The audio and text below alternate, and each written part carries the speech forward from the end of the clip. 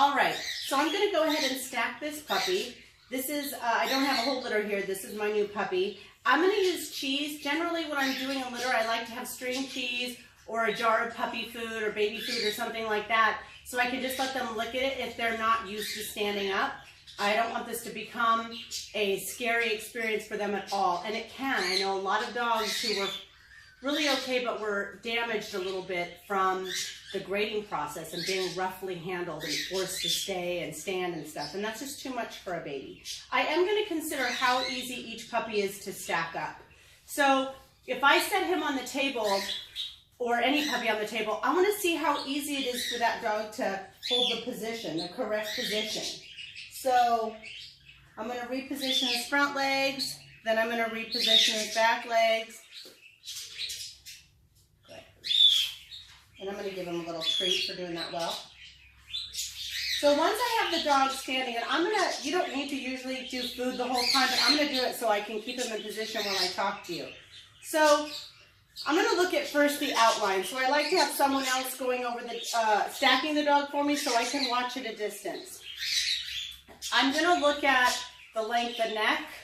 I'm going to look at the shoulder layback. And the way you do that is you find the top of the shoulder. There you go, buddy. And you'll feel a little point, and you roll back, and then you'll find the flat of the shoulder.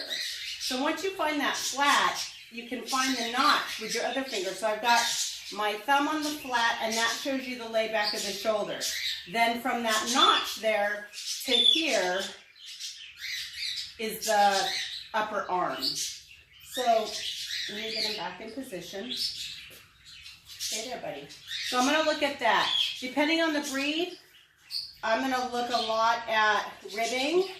I'm going to look at heel, which is where you're looking from the sternum point here down to the right where the rib cage meets underneath here.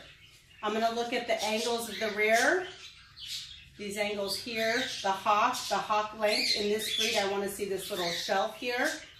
I'm going to look at the tail set. I'm going to come out in front, and I'm going to look at the puppy from the front. So I want to see what his chest looks like, where his chest drops. I'm not too worried if his chest isn't dropped exactly where I want it, but I want to just have an idea of how things are going to look. I like to look at their teeth. So take a look at the bite.